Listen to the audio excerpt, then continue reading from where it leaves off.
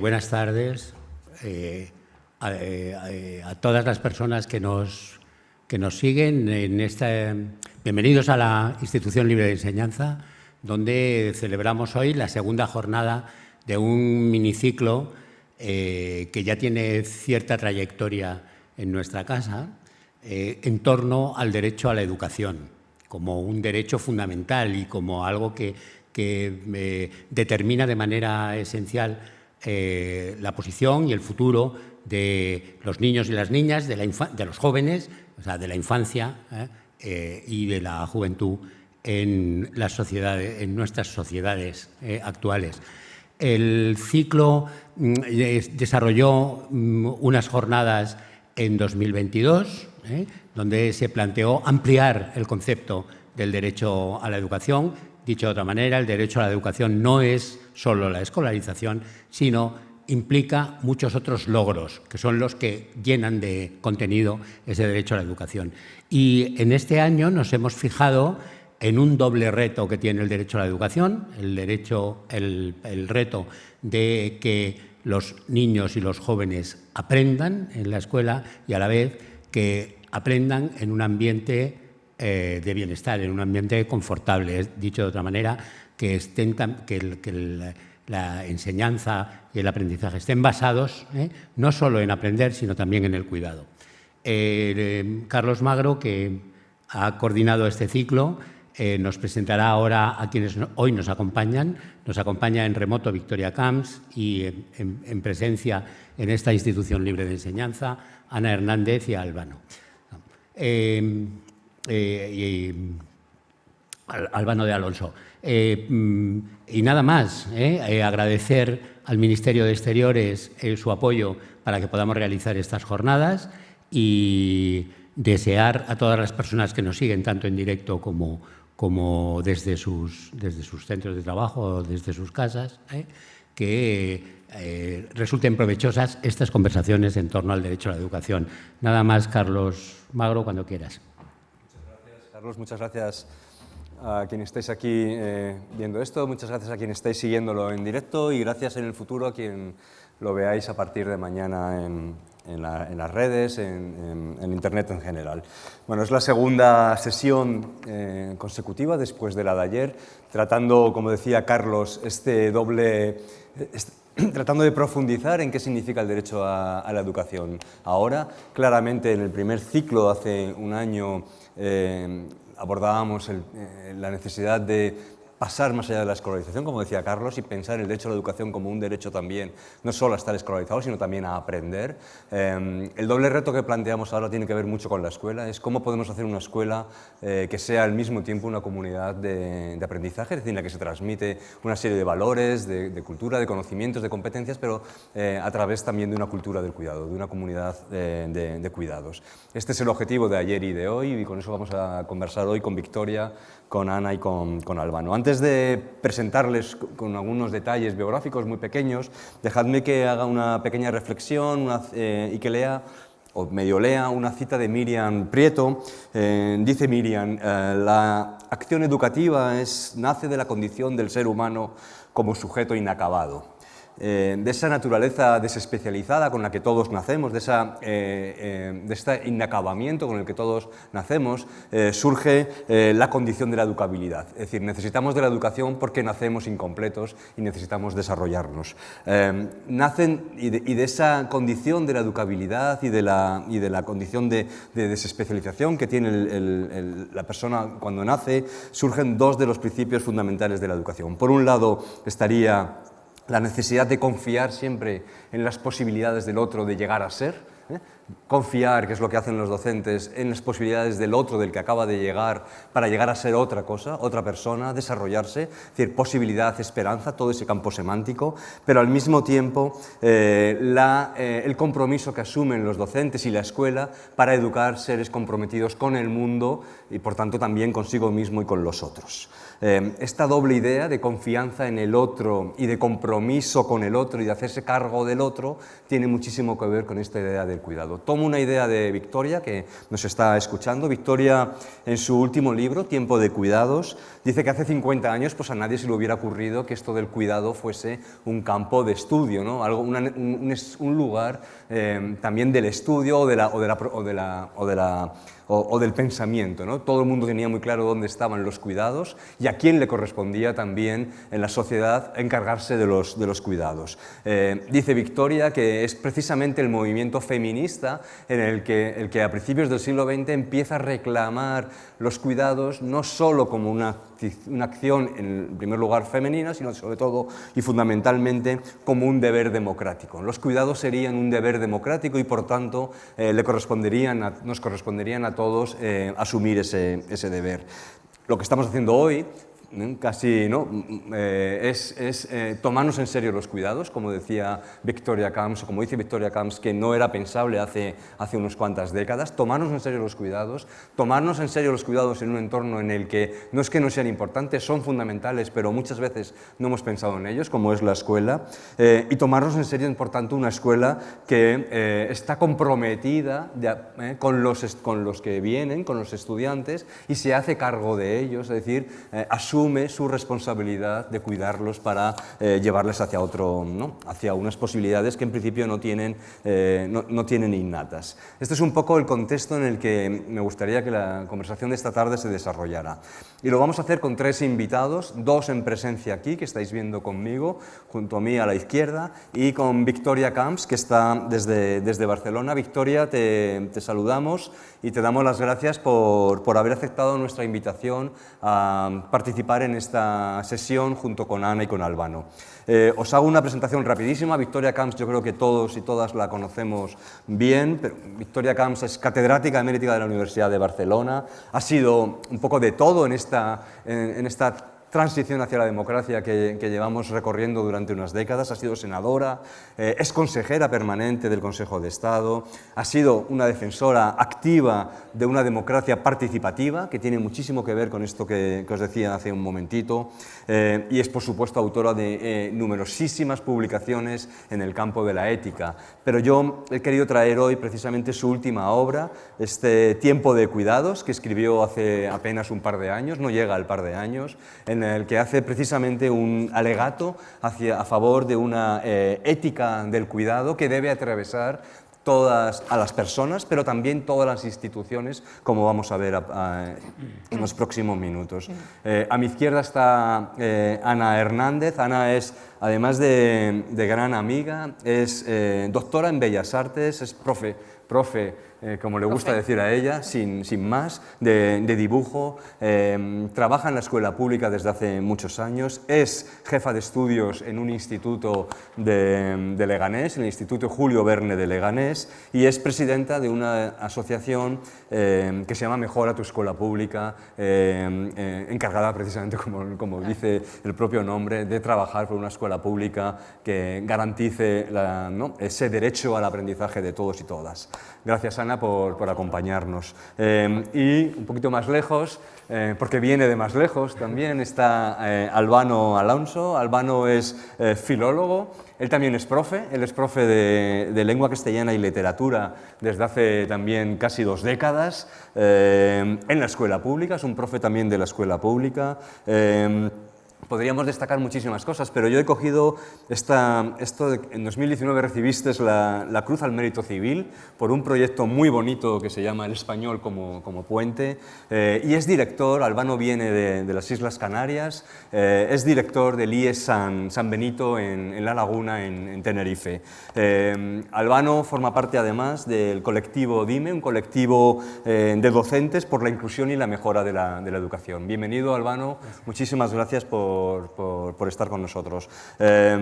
Más tarde os presentaré a Olga Elwes, que no va a estar aquí, pero sí va a estar grabada. Es profesora de la universidad y quería que nos diera también otra mirada a la escuela como comunidad de aprendizaje y cuidados desde otra perspectiva. Vamos a hacer la siguiente dinámica. Va a empezar Victoria Camps con una primera exposición de unos 15 minutos, ¿no, Victoria?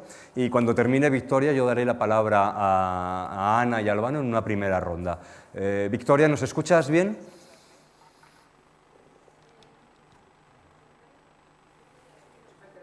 Espera, que lo tenía apagado. Perfecto, ¿Me escuchas? pues todo tuyo. Gracias de nuevo, te doy la bienvenida y las gracias enormes por acompañarnos desde Barcelona en esta tarde aquí que estamos en Madrid. Muchísimas gracias, Victoria, tienes tú la palabra. Pues muchas gracias también por mi parte por invitarme a este debate que creo que es un tema muy interesante. Un saludo a los coparticipantes en esta mesa, al moderador, a Ana y a Albano, y también al público al que no puedo ver, lo siento, pero un saludo a todos.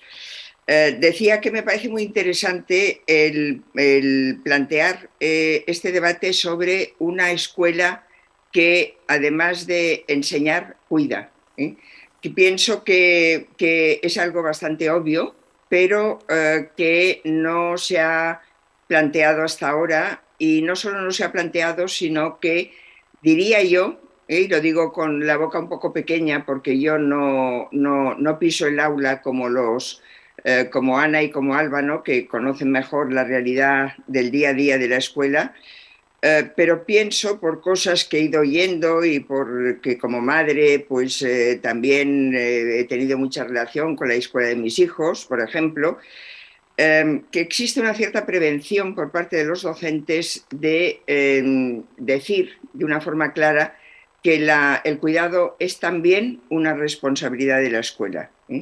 La frase "la escuela no es una guardería", y yo la he escuchado muchas veces, con lo cual parece que se quiere desprender de la escuela de una obligación o un deber que compete sobre todo a la familia y que compete a unas edades que acaban muy pronto, ¿no? Y que llega un momento en que la escuela está para otras tareas, como es la de transmitir el conocimiento, básicamente, que es una tarea distinta, y lo del cuidado queda como muy aparcado.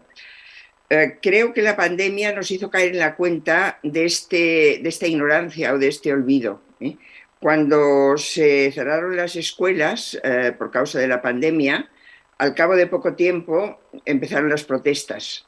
Empezaron las protestas en parte de las familias porque estaban asumiendo una función que consideraban que no era suya, que era la de transmitir conocimientos precisamente, pero también creo que de alguna forma se inició el debate sobre si realmente no se estaba perdiendo demasiado con el cierre de las escuelas, porque si era cierto que había que proteger la salud de los alumnos, también era cierto que se estaba perdiendo mucho en cuanto a la socialización de los alumnos y en cuanto a lo que debía significar la relación con otros niños, la relación entre los niños y la relación también con los maestros, que es una relación, o con los profesores, que es una relación distinta de la que tiene el niño con la familia. A este respecto, yo quería leer una cosa que reproduje en mi libro, En tiempo de cuidados, porque le dedico poco espacio al tema del cuidado en la educación, porque sobre todo me centro en el cuidado en la sanidad, pero sí que me referí en un capítulo sobre los espacios del cuidado a esta cuestión que estaba planteando, y citaba a un referente teórico de la educación, que es Mariano Fernández Enguita, que seguramente conocen todos los que me están escuchando, que publicó en aquel momento un decálogo para la vuelta a la escuela. Y decía lo siguiente: la escuela socializa y tiene a su cargo el cuidado y la educación de los menores. En tiempos normales olvidamos el primero, pues lo damos por garantizado en las condiciones existentes, pero ante la pandemia pasa a primer plano. Ante la pandemia pasa a primer plano, porque se habló, por ejemplo, pues de que había niños que al dejar de ir a la escuela dejaban de desayunar o dejaban de comer porque pertenecían a familias muy desfavorecidas. Pero lo que quizá también habría que poner en duda es si realmente el cuidado, que Fernández Enguita lo pone en primer lugar, se tiene tan en cuenta en las escuelas en periodos normales, en la escuela en periodos ¿Ya se oye? normales. Pienso que hay dos funciones, sobre todo, que la escuela debería cumplir. Una es la función de asistencia social. Esa función de asistencia social en una sociedad donde hay una desigualdad de base que no debería existir, pero que existe, es absolutamente fundamental. Sobre todo, aquí quiero insistir también en este punto, en la escuela pública, donde hay más diversidad de alumnado, por lo tanto, más diferencias, más alumnos pobres, digámoslo con la palabra más clara, y por lo tanto que necesitan más atención de tipo asistencial, no solo del tipo educativo, intelectual, de inculcar un saber o unos conocimientos. Y luego está la función emocional, la llamada inteligencia emocional se ha introducido del todo en los proyectos educativos, pero no siempre, yo creo, de la forma más adecuada, porque creo que la función de la escuela con respecto a las emociones es, por supuesto, tenerlas en cuenta, pero tenerlas en cuenta no solo para conocerlas y para saber cómo reaccionan los niños ante determinadas circunstancias, sino también para educarlos emocionalmente, es decir, para educar los sentimientos y acabar distinguiendo aquellos que son, no quiero decir buenos o malos, porque no es ese el lenguaje que hay que utilizar, pero sí adecuados o inadecuados para lo que dice que la Constitución, que es el objetivo de la educación, del derecho a la educación, que es el pleno desarrollo de la personalidad humana en el respeto a los principios democráticos de convivencia y a los derechos y libertades fundamentales, ¿no? Ese es un objetivo que tiene que ver, yo creo, más con la ética que con el conocimiento más instrumental, y que si hay una base emocional que hay que ir modelando, que hay que ir educando, que hay que ir formando, porque tiene que ver con la formación del carácter de la persona, ¿no? Que es lo que los griegos entendían por ética, y es la definición de ética en la que yo insisto más, porque creo que es la que más necesitamos. Entonces, yo diría, se puede enseñar de muchas maneras, ¿no? Y se puede aprender de muchas maneras, unas más cuidadosas y otras más descuidadas, ¿no? Y las más cuidadosas son aquellas que toman en consideración una consigna o una directriz de la educación, de la legislación educativa de la democracia, que es muy central, muy importante, que es la atención a las diferencias. La atención a las diferencias significa atender a la singularidad de cada alumno, tratarlo en su diferencia, ¿no? Por eso, cuanta más diversidad hay en una escuela, más atención a la diferencia hay que tener en cuenta, ¿no? Más receptividad, más capacidad de escucha, más capacidad de ayuda, todo debería formar parte del proyecto educativo, ¿no? Y en este sentido, yo quería leer también una cita mía, perdonad la falta de modestia, del principio del libro que ha citado antes Carlos, de Tiempo de Cuidados, donde intento definir el concepto de educación en la doble dimensión, el concepto de cuidado en la doble dimensión que yo creo que hoy debe tener. Y digo lo siguiente: cuidar implica desplegar una serie de actitudes que van más allá de realizar unas tareas concretas de vigilancia, asistencia, ayuda o control. El cuidado implica afecto, acompañamiento, cercanía, respeto, empatía con la persona a la que hay que cuidar, ¿no? Esa relación, que es una relación que de alguna forma intenta salvar la simetría, pero sin salvarla del todo, la simetría que se da entre el profesor y el alumno, creo que es fundamental para desarrollar el cuidado en todos los ámbitos. Yo en el libro estaba pensando más y como he dicho antes, en la sanidad o en la administración pública, por ejemplo, ¿no? Un funcionario que asuma obligaciones de cuidado porque le compete por el departamento en el que está y que tiene que ofrecer una serie de servicios de cuidado, además de esos servicios de cuidado, debe desarrollar una relación con la ciudadanía que tenga todas esas cualidades, todas esas virtudes de eso, de escucha, de atención al diferente, de flexibilidad,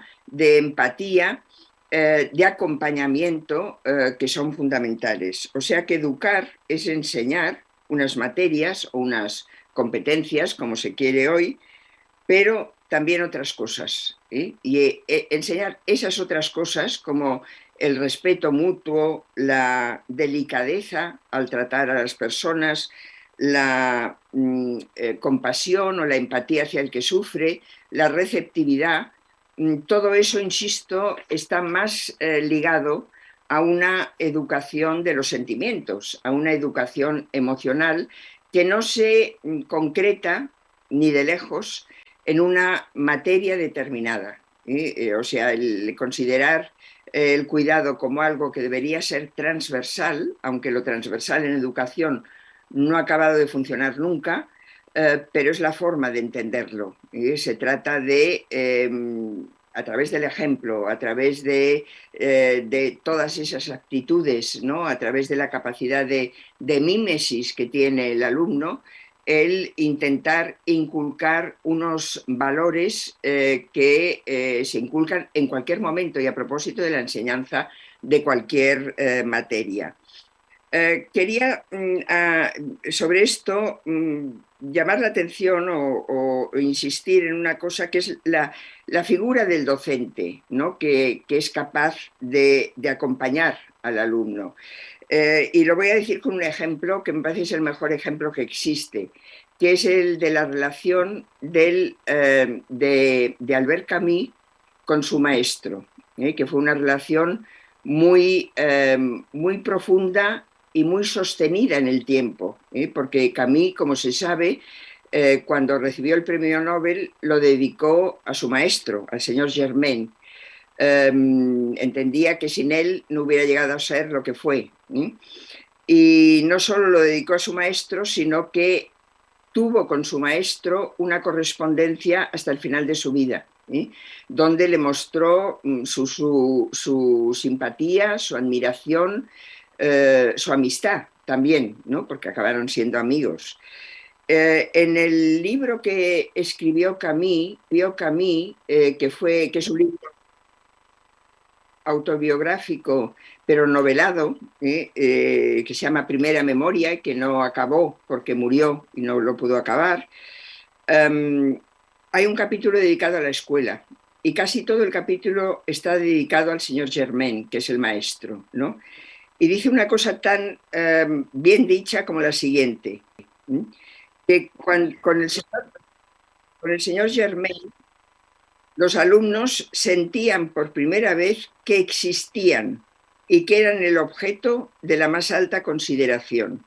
Se les juzgaba dignos de descubrir el mundo. Yo creo que no se puede decir mejor lo que es un maestro que acompaña a sus alumnos. En este caso, el citado señor Germain insistió mucho no solo en el propio alumno, que a lo mejor pues, no hubiera estudiado todo lo que estudió sin esa insistencia del maestro, sino también en la abuela de Camus, que según decía Camus era la que mandaba en su casa, para que le dejara seguir estudiando. porque ella decía no tenemos dinero para eso y no podemos dejar que siga estudiando más tiempo. Y sin embargo él insistió porque veía que ese acompañamiento era necesario para que ese alumno diera de sí todo lo que podía dar. Y eso es lo que significa la palabra educar, ¿no? Intentar extraer del otro lo mejor que puede dar de sí mismo. No es un caso aislado. Hace pocos días leía una entrevista a una autora de una ópera que se acaba de estrenar en el Liceo de Barcelona, precisamente, o sea, en un gran teatro.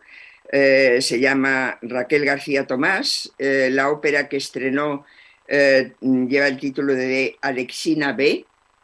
Y en la entrevista que le hacían, lo primero que dice es agradecerle a la maestra que tuvo por el ánimo que fue capaz de inculcarle para que no desperdiciara el talento que tenía. Y eso, dice ella, cambió mi vida, porque era también de una extracción humilde, vivía en un pueblo de Gerona pequeño. A ella no se le hubiera ocurrido que pudiera llegar a ser lo que ha llegado a ser. Entonces, creo que la figura del docente es muy importante y quizá cuando discurrimos sobre la educación o hacemos teoría sobre la educación o la nueva pedagogía, no se fija demasiado en ese valor que tiene la persona que enseña, ¿no? La persona que enseña y que al mismo tiempo cuida, porque no se puede enseñar bien sin cuidar, sin acompañar al alumno en todos los sentidos. Quería, si tengo tiempo, moderador, acabar con una última observación. En el discurso sobre el cuidado, la primera persona que habló del cuidado fue una psicóloga, Carol Gilligan, que, bueno, no voy a explicar ahora cómo lo hizo, y seguramente mucha gente, muchos de los que estáis aquí ya lo conocéis. Ella dice una frase que trajo mucha cola, que dijo, el cuidado es un valor, es una necesidad básica, es un valor importantísimo, tan importante como la justicia. La relación que debe haber entre justicia y cuidado, y si es más importante la justicia o el cuidado, eso ha dado lugar a un debate interesante dentro de la literatura sobre el cuidado. Creo que tiene algo que ver con lo que estamos discutiendo aquí también, ¿no? Porque, por una parte, la justicia consiste en la distribución de los bienes más básicos, son los que están en los derechos fundamentales. El derecho a la educación es uno de ellos, ¿no? Todo sujeto necesita que se le garantice el derecho a la educación. En cambio, el cuidado, y por lo tanto tiene que haber, es el Estado el que garantiza ese derecho, ¿no? En cambio, el cuidado parece que es algo más, algo que les compete más a los individuos, a cada uno de ellos, porque si está más asentado en la relación entre las personas, está más vinculado al sentimiento y a la responsabilidad que sentimos cuando tenemos a alguien cerca que lo está pasando mal, que sufre, ¿no? Que necesita una atención especial. Pero lo que es evidente y lo que creo que ha quedado claro en esa discusión entre el valor de la justicia y el cuidado y la prioridad de uno sobre el otro, es que, por lo menos ese es mi punto de vista, que el cuidado es un complemento indispensable de la justicia, ¿no? Si no hay esa relación de cuidado, no avanzaremos tampoco en la justicia. Si la justicia no ha avanzado más, es porque ha faltado hasta ahora la dimensión del cuidado. Y la dimensión del cuidado ha sido una dimensión muy oculta, que la han llevado a cabo las mujeres en el hogar, sin ningún tipo de remuneración, ni siquiera el reconocimiento de que estaban realizando un trabajo, ¿no? Acabo ya, ¿no? Una politóloga reconocida en el ámbito del cuidado, Joan Tronto, que ha escrito un libro que ha sido importante para poner de manifiesto que el cuidado es un deber democrático, ¿no? Como decía antes el moderador, no solo un deber de las enfermeras, por ejemplo, o de los padres y madres, ¿no? Pues al decir que el cuidado es un valor de la democracia, dice que el cuidado debe desarrollar, la obligación del cuidado debe desarrollar en las personas una serie de virtudes, una serie de cualidades o valores, quizá podríamos decir, o actitudes. Y señala dos que creo que son también muy propias para este debate sobre la educación y el cuidado. Son dos palabras raras en inglés, attentiveness y responsiveness. Traducido al castellano quiere decir estar atento a aquello que le ocurre al otro, que está solicitando nuestra atención y nuestra ayuda y nuestro acompañamiento, y la responsabilidad, la respuesta a esa llamada de atención, ¿no? Creo que son dos cualidades que toda persona que se dedica a la docencia debería tener, ¿no? La palabra docencia restringe un poco el objetivo de la educación, porque parece que lo restringe al aprendizaje, ¿no? Al enseñar. Si enseñar es también cuidar, quiere decir estar atento a lo que el otro necesita, aquel que es objeto de la enseñanza necesita, y responder a esa necesidad. Y responder de una manera, insisto, individual y singularizada. Y bueno, ya lo dejo aquí y muchas gracias. Muchísimas gracias, Victoria. Yo creo que has terminado. Bueno, todo ha sido brillante, pero evidentemente esta doble cualidad que le asocias al maestro, a la maestra, a los profesores y profesoras en general, y por tanto a la enseñanza, ¿no? de atención, ¿no? y de capacidad de respuesta, bueno, creo que estamos todos de acuerdo que son fundamentales. Educar también es prestar atención o dirigir la atención o mantener la atención, pero también, ¿no? Cuidar, ¿no? de la atención de las personas que están con nosotros. Muchísimas gracias, Victoria. No te vayas, seguimos con nosotros. Voy a dar la palabra a Ana Hernández para que también hagas un primer posicionamiento desde tu punto de vista sobre la temática de la tarde y luego se la pasaré a Albano. Sí, bueno, pues nada, buenas tardes, gracias por vuestra invitación, Carlos. A mí hablar de la pandemia todavía no me resulta fácil. Yo creo que fueron momentos muy complejos para los centros. Mi centro educativo es un centro muy grande, tengo 1.500 alumnos y de repente ese fundido a negro, reconozco que a mí hablar de esto todavía me cuesta un poco porque fue duro y la factura que tuvimos que pagar pues estamos pagándola todavía, ¿no? Y lo que nos queda. Entonces, bueno, creo que un ejercicio positivo para mí es empezar a hablar de ello con cierta tranquilidad ya de esto. Es verdad que en los centros hay que estar atento, pero hay que estar atento no solamente al sujeto que educamos, que es el alumno, sino también hay que estar atento, ¿no? a los que tenemos a los lados, ¿no? Esas escuelas como escuelas que educan y que escuelas que cuidan deben ser escuelas que cuidan a todo el que pertenece, ¿no? a la escuela, y entendido como él pertenece, pues contando con las familias y con los propios docentes, ¿no? En mi centro somos más de 100 profesores y también tienes que cuidar a tus docentes y has de cuidar las relaciones con la familia, porque si no, no tiene ningún sentido, ¿no? Solamente. Entonces, entender la escuela como una confluencia de muchos actores que debemos cuidarnos mutuamente, ¿no? Y creo que la pandemia sí que demostró que la escuela era un lugar más importante del que podían pensar muchos, en el que se cuidaba más de lo que incluso se podía pensar y desde luego en el que fue necesario que nos cuidásemos online y era necesario que que volvamos a repensar la función de la escuela y que nos reencontremos, ¿no? con las familias, nos reencontremos con alumnos con los que hemos podido reencontrarnos, que hay alumnos que yo todavía perdí y no he recuperado, y eso también ahí también, ¿no? También hay que estar atento a eso. Entonces, bueno, pues lógicamente Victoria yo creo que ha dado la clave, ¿no?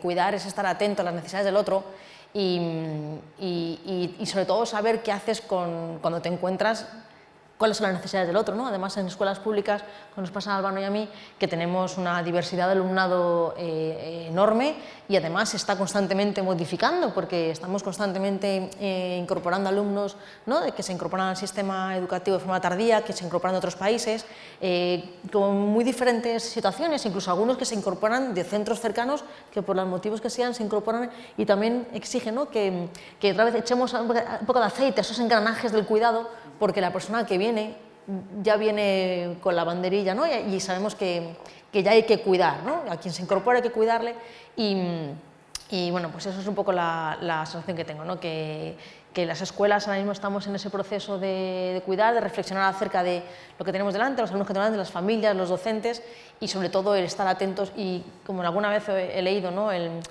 Está muy bien mirar al frente, está muy bien mirar al futuro, pero hay que mirar también, ¿no? A los lados y educarlos, ¿no? Estamos muy preocupados en las escuelas siempre por prepararlos para el futuro y yo creo que la pandemia nos demostró que se nos había olvidado preocuparlos para el presente.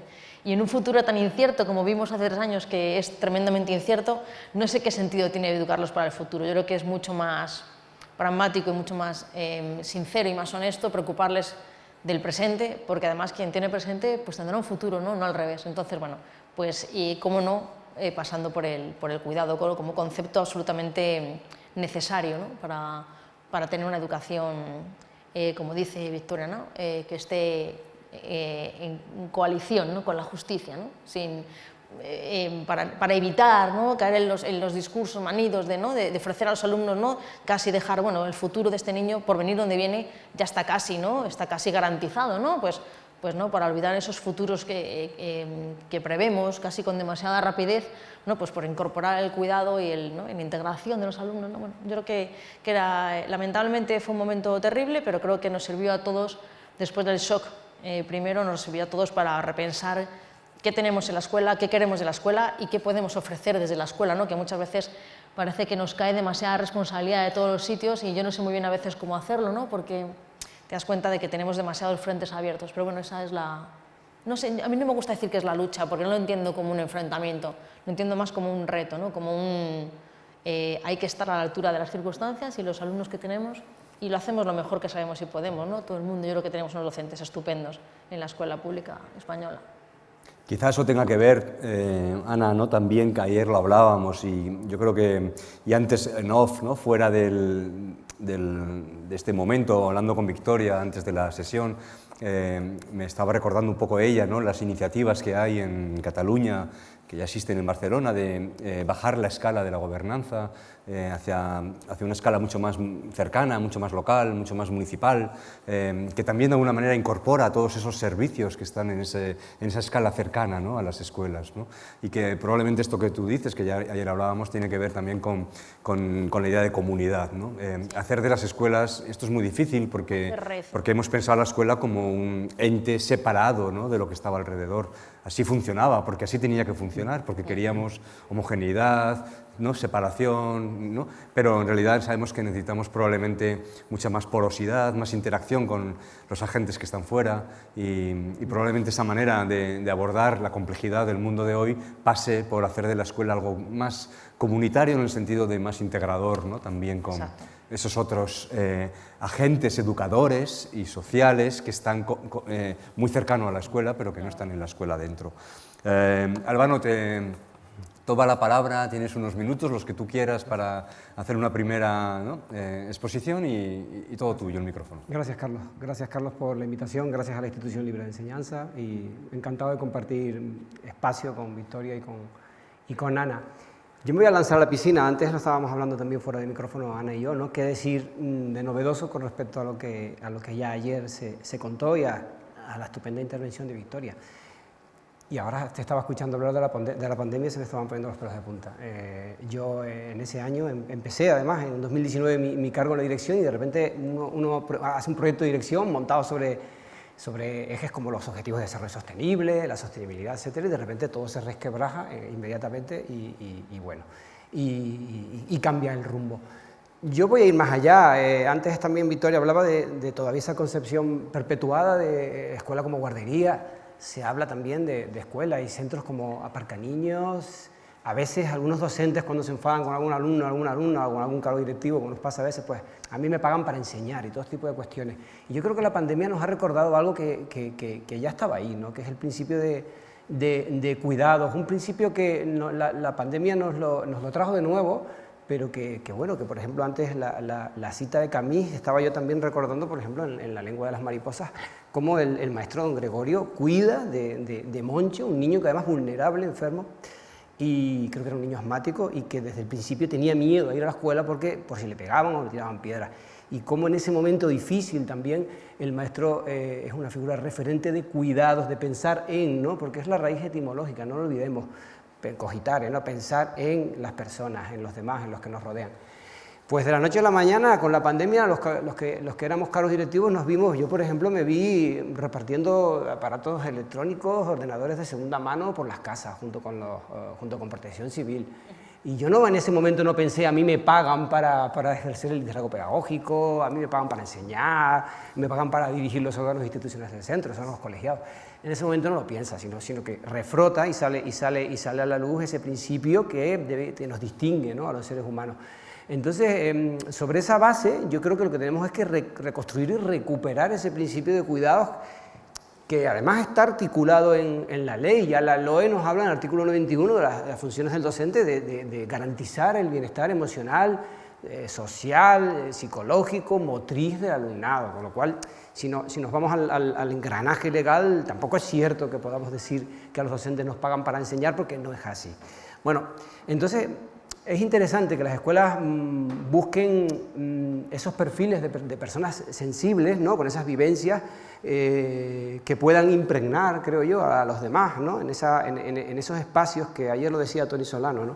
Nos cuesta escuchar, tenemos que recuperar la escucha, y yo pienso que además debemos recuperar la conversación, ¿no? Ahora que se está apostando por la digitalización, por una escuela plagada de pantallas, de dispositivos electrónicos, de competencias digitales, pero recuperar esos espacios para conversación en los órganos colegiados, en los claustros, en las CCP, en las reuniones de equipos educativos, es fundamental para recuperar ese espíritu de escucha y de cooperación y de entendimiento de la escuela como una comunidad de aprendizaje.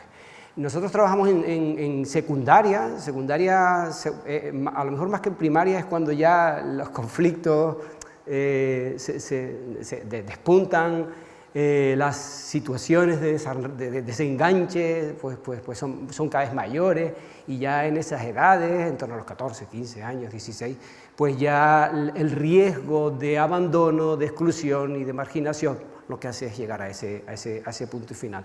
Por lo tanto, la escuela tiene que hacer una labor ahí conjunta, creo yo, entendiendo a la escuela como comunidad de aprendizaje, para integrarse con su entorno, por ejemplo, con los colegios de su entorno, ¿no? En los centros adscritos, ¿no? Colegios e institutos, e indagar en ese proceso de desenganche que empieza mucho antes, ¿no? Se suele decir mucho también, ¿no? Una experiencia, un lugar común del docente es repetir en los análisis siempre, ¿no? Del rendimiento, el papel importante de las familias. Lo que está claro que por desgracia, los centros escolares poco podemos hacer, ¿no? Por cambiar esta situación de desigualdad estructural que viven los niños y las niñas en las casas, y por eso la escuela se convierte en un lugar de protección. Y es por eso por lo que poco a poco las leyes educativas van incorporando esos principios de garantizar la protección y los derechos de la infancia. Por lo tanto, la escuela jamás puede ser un espacio hostil, no puede ser nunca un espacio de enfrentamiento, tiene que ser un espacio de comprensión, de escucha, de entendimiento del bienestar y de los cuidados como algo colectivo, y por lo tanto también es importante pensar en el bienestar del profesorado, porque además eso impregna y afecta al bienestar de las familias y del alumnado. Novedades con respecto al pasado en cuanto a los órganos y a las estructuras de las escuelas. Ahora se han incorporado figuras como por ejemplo el coordinador de bienestar y del menor, ¿no? Figuras en donde son docentes los que con una serie de horas a la semana pues intentan coordinar acciones y además defenderlas en los órganos colegiados. Ese tipo de acciones me antojan insuficientes, porque de lo que se trata es de buscar esa transversalidad, y es cierto lo que decía Victoria antes, la transversalidad no ha terminado de cuajar en la escuela, pero al igual que hablamos de los cuidados, hablamos de la cuestión de género, hablamos de la ciudadanía como un elemento transversal que debe recorrer los currículos, pues también la coordinación y la implantación de medidas de bienestar deben ser responsabilidad compartida y no solamente del equipo de gestión de la convivencia, del tutor o de las tutoras o del orientador o orientadora, sobre todo porque llega un momento en que la gente se desborda. Y es importante sentirnos y que los demás sientan por parte de los equipos educativos que hay un arropo en ese acompañamiento también hacia el cuidado como elemento común que vertebre todo el trabajo de las escuelas. Por lo tanto, yo soy ambicioso y a mí, ahora que se habla de inclusión, se habla de accesibilidad, pues a mí también me empieza a gustar cada vez más hablar como horizonte, ¿no?, como perspectiva de la necesidad de buscar la accesibilidad universal en el asunto de los cuidados. Ayer o antes de ayer una compañera que me preguntaba por estas jornadas de hoy me decía, ¿y a qué baja la institución libre de enseñanza? Y yo le dije, bueno, hablar de aprendizaje, lo entendió, pero luego le dije, hablar de cuidados en la escuela, y de repente le chocó y lo primero que me dijo es, qué concepto tan revolucionario, tan transformador, cuidados en la escuela. Bueno, hace 15, 20 años también la idea de inclusión en las escuelas es que ni siquiera se hablaba. Tuvo que llegar la Convención Internacional de Derechos de Personas con Discapacidad y cómo eso se fue engranando en el ordenamiento jurídico español y a su vez en las leyes educativas, cuando se ha empezado al menos a hablar y a debatir sobre la inclusión. Luego ya cómo hacerla real, en ese camino estamos. Por lo tanto, yo sí lo veo como un reto interesante que se empiece a hablar de cuidados en la escuela en el mismo momento en que se empieza a hablar de derechos de la infancia y de inclusión y de universalización también del éxito escolar. Y bueno, el reto para las administraciones, en este sentido, tiene que ser entender que en el momento actual en el que hemos apostado de una manera firme como sociedad desarrollada, democrática, por la escolarización universal de todos los menores entre los 6 y los 16 años, eso era impensable hace 20, 30 años, hemos también de apostar por el éxito escolar y para eso las escuelas no se pueden sentir solas, los centros escolares tienen que sentirse acompañados y es muy importante esa idea que también circuló ayer, abrir los espacios escolares a instituciones de apoyo de carácter psicológico, de carácter sanitario, de carácter social, para que el resto de instituciones puedan entrar también con más facilidad en la escuela a apoyar la labor de los maestros y de los profesores. Y esa es mi forma de entender las comunidades de cuidado en la escuela, las comunidades de aprendizaje, esa accesibilidad universal de cuidados por las que yo creo que deberíamos empezar a apostar de una manera decidida.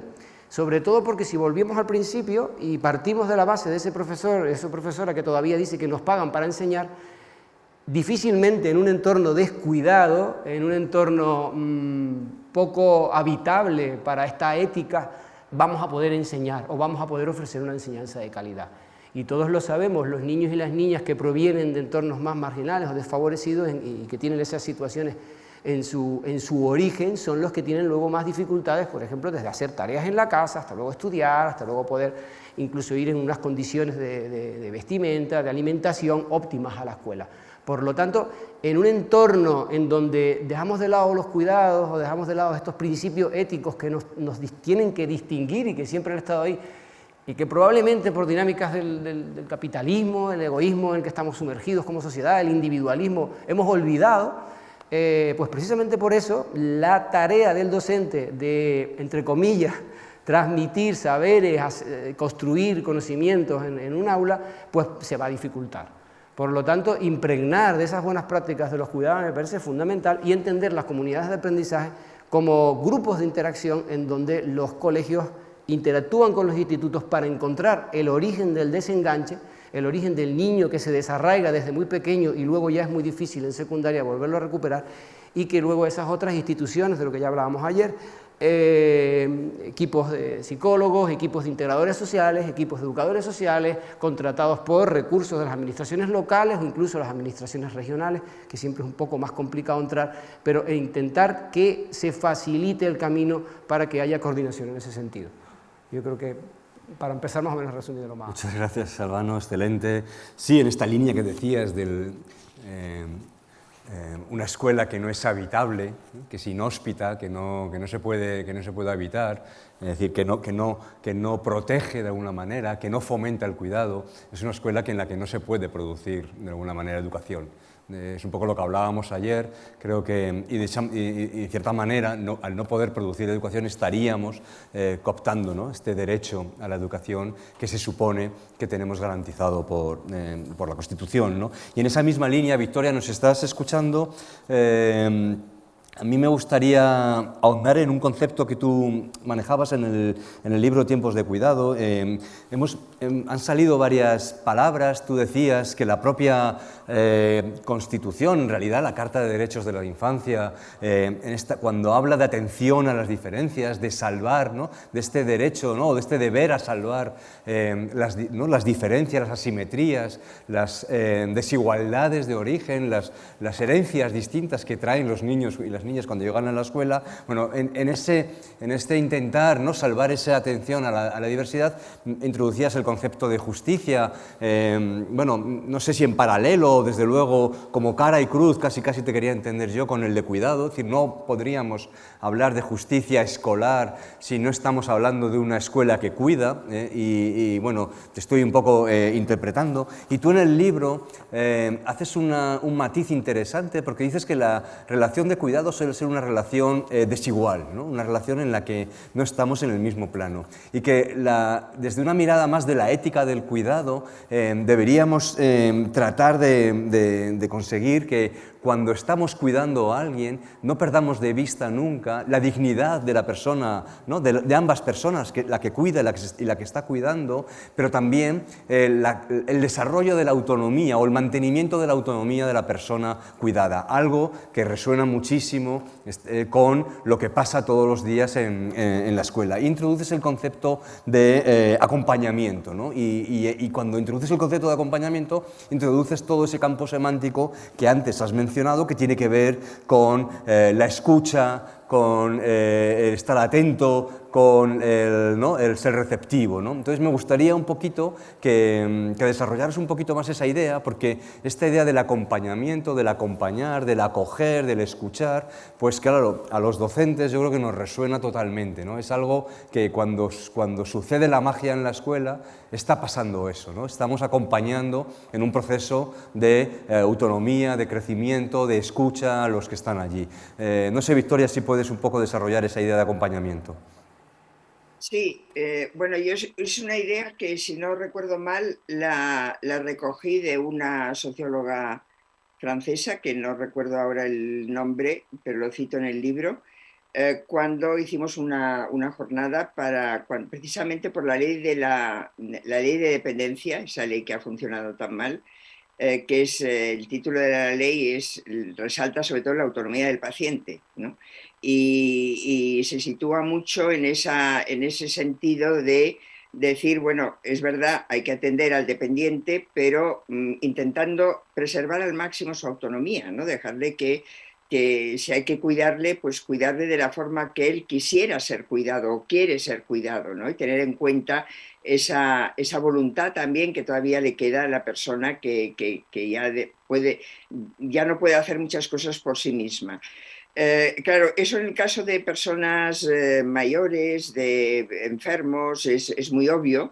En el caso de la escuela es más complicado, porque quizá hoy sufrimos un exceso, no sé, esto no quiero decir algo que se entienda mal, pero de protagonismo del niño, ¿no? De quererle dar más protagonismo del que debería tener, y por lo tanto a veces en el discurso de las emociones pretende, pues eso, las emociones son buenas, el niño tiene que ser espontáneo, hay que salvar esa espontaneidad.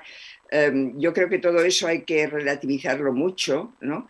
Pero sí que es verdad que cuidar al diferente es mantener la diferencia, es decir, respetar esa diferencia e intentar entenderla, esa diferencia, ¿no? Y por lo tanto, dedicarle más atención, más tiempo a aquella persona que precisamente porque es distinta está necesitando más ayuda, ¿no? Y en ese sentido, yo creo que sí, que va un poco en esa línea de decir, bueno, ahí hay alguien, es que es lo que dice muy bien Camus sobre su maestro, ¿no?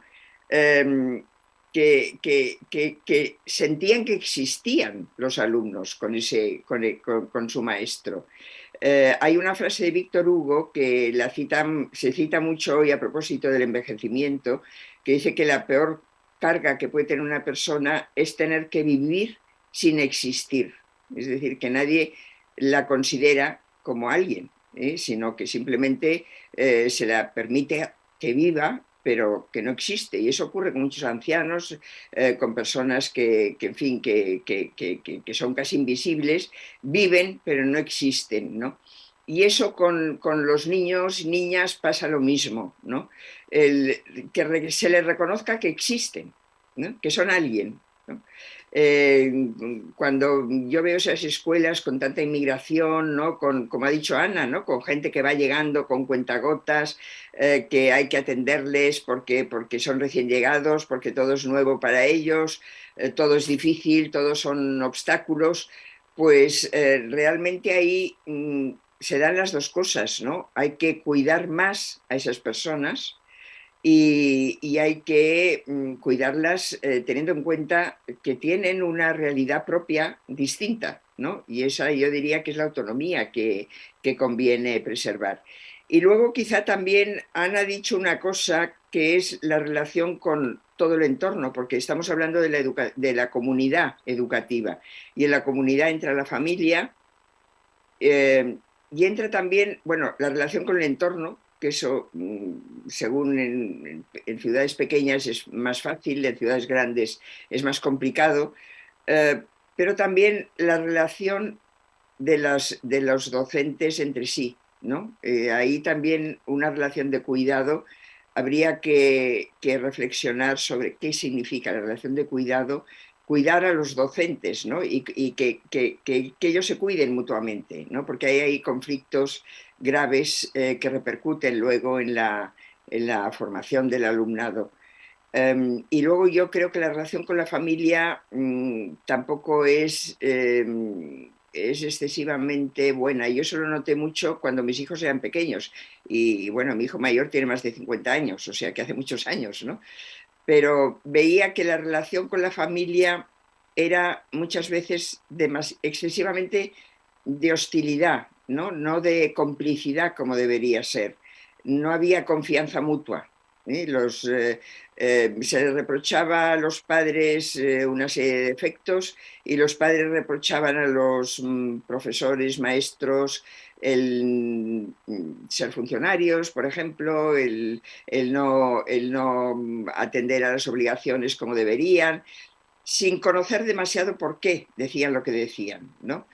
Y eso yo lo dejé constancia de esto en un libro que se llama Creer en la educación, porque me pareció un problema. No sé si es un problema que todavía se vive como un problema potente, ¿no? Pero yo creo que ahí también hay debería desarrollarse una relación de cuidado que no es real en estos momentos. Gracias, Victoria. Por supuesto, si Albano y Ana queréis coger alguna de la palabra de Victoria y hacer alguna intervención sin más. Sí, yo lo único es, efectivamente, como decía Victoria, claro, igual que a un alumno ¿no? Tienes que cuidar desde su situación, pues que cada docente también tiene la suya. Y entonces es verdad que esos momentos de escucha, de entrar en el despacho y decir ¿qué necesitas? Cuenta conmigo, o charlemos acerca de cuáles son tus inquietudes, o qué esperas de nosotros, o de dónde vienes, cuéntame qué hacías y lo hacemos aquí, ¿no? Sentir esa sensación. Fíjate, yo creo que en el estilo directivo de mi centro, creo que una de las cosas que se tienen en cuenta es vamos a hacer exactamente lo que en otros sitios nos han hecho y no nos ha gustado un pelo. y es llegar a un sitio donde eres uno más, das las clases de septiembre a junio, muchas gracias por todo, adiós, buenas tardes, ¿no? O sea, precisamente sin tener son 2 segundos, Victoria, recibir a alguien y decir, mira, jefe de estudios, el director, encantada, ¿de dónde vienes? Oye, ¿tú de qué asignatura eres? Cuéntame, ¿qué tal? ¿Qué es de tu vida? ¿No? ¿De quién eres? O sea, no os podéis imaginar la potencia de 2 minutos de conversación en las que luego a mí y a mi director le pasa igual, ¿no? Cuando se marcha alguien del centro, por la situación que sea, cuando se marcha diciéndote, oye, qué a gusto estuve, porque además nunca me habían recibido así, piensas, wow, nunca te habían recibido así, pero ¿dónde vas a recibir con menor atención a alguien que va a estar contigo un año entero, responsable contigo de un montón de alumnos, de alumnas, de familias, situaciones algunas terribles? Yo no soy albano, pero muchas veces salimos del centro en los que yo en el coche me siento y me pego una jarta a llorar, porque hay veces que dices, Dios mío, pero es que todo lo que tenemos y no podemos, y en situaciones que te cuentan los alumnos, o te has encontrado en un momento determinado y dices, Dios mío, ¿no? ¿Cómo voy a manejar yo esto? Pues ¿cómo lo vas a manejar tú solo? Es imposible, entonces tienes que hacer también uso de esa red que son tus compañeros en los que no, y cómo no vas a prestarles esa atención. Y también el estar atento, hay que ser perspicaz, hay que estar atento y en ese decir, ¿estás bien? ¿Te encuentras bien? ¿Pasa algo? Sentirte cuidado y protegido en la que es tu casa, en la que estás probablemente casi más horas que en tu propia casa, pues también hace que repercuta, ¿no?, en sentir que es un hogar y que estás en una casa y que inevitablemente tú no puedes tener un lugar amable de convivencia, amable de educación, si te encuentras con que las personas que, no hablo ya de que sean tus superiores, que sí, pero bueno, eso es una jerarquía, sino las personas de las que depende y que tú estés cómodo, deciden verte por un pasillo y saludarte, ¿no? Es como, ¿no? Por eso decía yo que muchas veces, como decía Victoria, estamos demasiado focalizados en el alumno, pero cuidado, un entorno de cuidado es también mirar a los lados y hacer de todo, ¿no? Y yo creo que ese es uno de los... Yo creo que es una de las cosas que hace que a mí me haga sentir más orgullosa, ¿no? Es decir, hay que preocuparse mucho de esto y esta es una piedra angular. Y cuando una familia la recibes diciendo, ¿qué tal estás? ¿Qué necesitas? ¿Qué puedo hacer por ti? Pues también está esa magia de la que decías tú. De repente, algunos familiares han dicho, ah, sí, pero ¿puedo hablarme? Sí, ¿puedo te contar lo que...? Sí, con libertad. O un alumno que un día le dice, no, oye, muy bien, ¿ah, sí? ¿Bien? ¿Bien de verdad? Sí, bien. No, es decir, ¿no? Porque no tienen esas experiencias de éxito y a lo mejor vienen con experiencias de fracaso, y fracaso puede ser como experiencia que llames al director del centro donde está tu hijo y te diga, hoy no te puedo atender porque estoy muy ocupado, que puede ocurrir, pero que tengas las puertas cerradas en un despacho, ¿no? Pues yo creo que el cuidado también tiene que ver con eso, ¿no? Tu casa, tu hogar, esto es una prolongación de tu hogar, aquí tengo durante un montón de horas a tu hijo, a tu hija, de forma que entre nosotros tenemos que andar de la mano. Y si en algún momento yo hago algo que consideras que estuvo desafortunado o alguno de mis profesores, pues tú a tu hijo o a tu hija le dices que en el centro se ha hecho muy bien y luego tú me llamas, nos tomamos un café y hablamos, porque a lo mejor te tengo que pedir disculpas, por supuesto, y a lo mejor no, pero no encontrarnos, no somos enemigos, sino que tanto ellos como nosotros yo creo que estamos luchando, en ese caso, por un futuro de alguien a quien tenemos en común, ¿no? Que es ese hijo o esa hija, ¿no? Del que tanto ellos como nosotros queremos lo mejor. Entonces yo creo que, y además a los hijos e hijas y a los alumnos y alumnas también resulta que es muy beneficioso ver que en ese cuidado la familia cuando habla de ti se siente cuidado de la escuela y cuando habla de la escuela hablas con cuidado de sus padres, ¿no? Ese sentir que estás protegido por ambos, pues también creo que funciona, porque si no, imaginad qué horror saber que vas a un sitio donde sabes que a tu familia no la reciben bien o un sitio donde sabes, ¿no?, que de tu familia no hablan bien, ¿no? Yo creo que sería un poco una distorsión ahí. Eso es un poco la idea. Totalmente. Decía Victoria, que decía Camus, ¿no?, que en la escuela le hacían que los chicos sintiesen que existían, ¿no? Esto creo que es ¿no?, fundamental. Pero existir en realidad es salir de uno mismo, ¿no? Es sacar a esos chicos de su infantilismo, ¿no?, de esta concepción, de este inicio, ¿no? Lo infantil es cuando uno solo piensa en sí mismo, ¿no? Luego existir es sacar a uno de esa condición de solo pensar en uno mismo. Y la escuela, en el fondo, es eso, ¿no? Incluso etimológicamente el pedagogo acompañaba al niño fuera de casa, ¿no? Le sacaba, le hacía existir en otro mundo.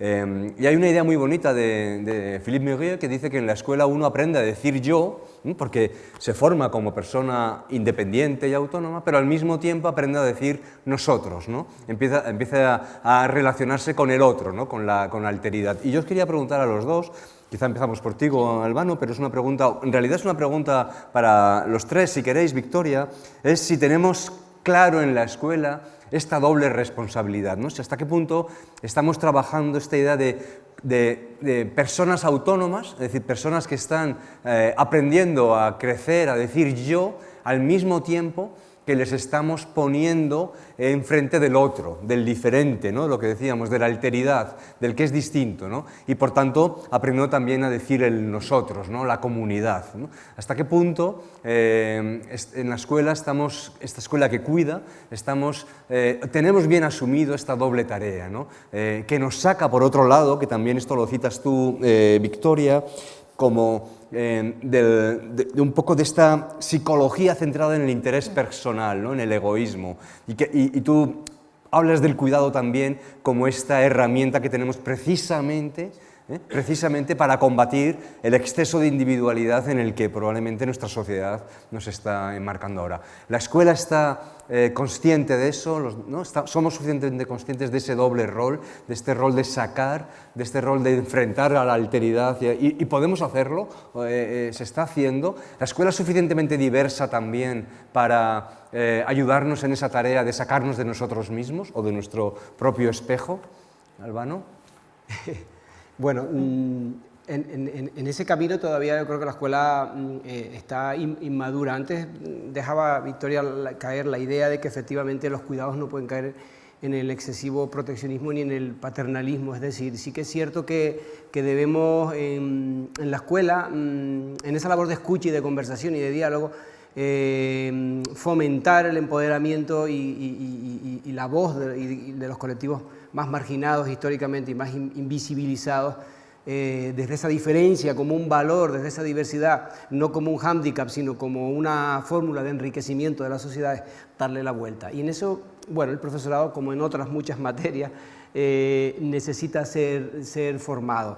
En cuanto a las comunidades diversas que tenemos en la escuela, en mi centro en particular, es un centro que acoge anualmente y tras la pandemia, además, de una manera bastante significativa, alumnado migrante recién llegado a Canarias en patera. Hubo un momento, creo que fue el segundo año de la pandemia, entre 2020 y 2021 más bien, en donde bueno, la oleada se intensificó y ese alumnado menor de edad tuvo que ser escolarizado de repente. Entonces, claro, estas situaciones en donde nos encontramos con ya la voz del diferente, ¿no? De esta cultura, no de la alteridad, sino de la otredad, de la extrañeza, en un contexto además en donde todavía nos relacionábamos, entre comillas, relacionarnos en distancia y con mascarilla, pues empezamos a ver, ¿no? Las personas que tenemos esa sensibilidad para detectar ese racismo implícito y subliminal, pequeños signos que deben trabajarse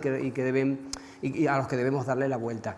Tenemos que hacernos una pregunta, por ejemplo, en cuanto a cuántos alumnos y alumnas con discapacidad, por ejemplo, están incluidos en los órganos de participación del centro, consejos escolares, juntas de delegados y delegadas. Igualmente con el alumnado migrante, ¿cuántos de ellos y de ellas están incluidos en esos órganos de participación? ¿A cuántos se les escucha?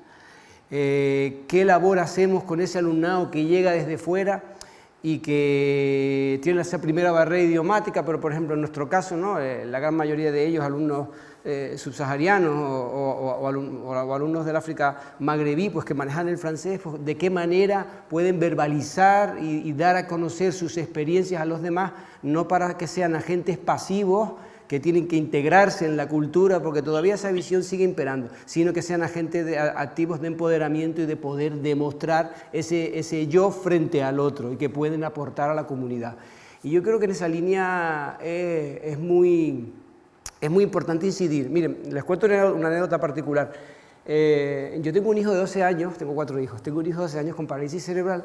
Y el otro día salió el tema de la discapacidad, de que estaban viendo un vídeo en clase y me verbalizaba sus experiencias. Entonces yo le dije a mi hijo, ¿y tú qué piensas de todo esto, no? Y entonces empecé a trabajar con él mientras lo estaba ayudando a bañarse, a ducharse. Empecé a trabajar esa imagen de tienes que defender tus derechos, tienes que hablar, tienes que intervenir, tienes que preguntar, tienes que decir cómo te sientes tú en la escuela desde tu punto de vista. Y los maestros y maestras tienen que darles la oportunidad para que puedan verbalizar y que los demás con sus condiciones de expresión, de movimiento y sus características, tengan que ver en él también una fuente de enriquecimiento.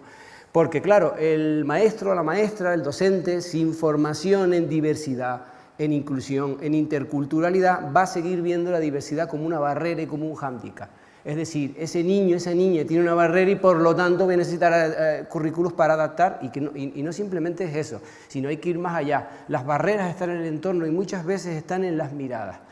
Yo, por ejemplo, en cuanto a los patios escolares, hablando también del alumnado migrante, detecto con facilidad, ¿no?, el tiempo de recreo, como, bueno, haciendo un mapa mental veo cómo se ubica el alumnado migrante en una esquina del centro, que son a lo mejor 15 chicos, y el resto están por otro lado, los varones jugando al fútbol, las chicas por otro lado. Entonces uno dice, bueno, el recreo es una radiografía de lo que es la exclusión, la marginación, los signos de... Y nosotros tenemos que estar alertas ante esas situaciones para no permitirlas. Y esta extrañeza, esta mirada desde la extrañeza, hay que darle la vuelta. Yo creo que ahí el docente, aparte de esta sensibilidad, y a veces es una lástima porque uno a veces piensa, la sensibilidad es una pena que llegue por las vivencias de cada uno.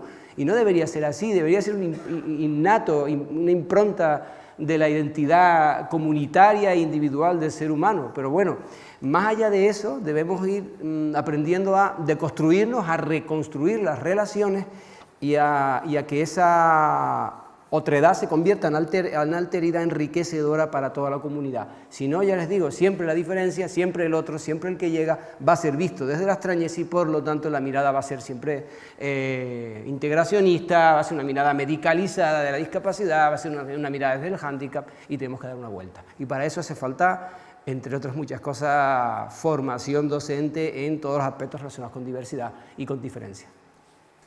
Muchas gracias, Albano. Vamos a dar paso a un vídeo que tenemos preparado. Os decía al principio que había invitado no a estar aquí, pero sí a contribuir con su palabra a una profesora universitaria que precisamente forma a maestros y maestras.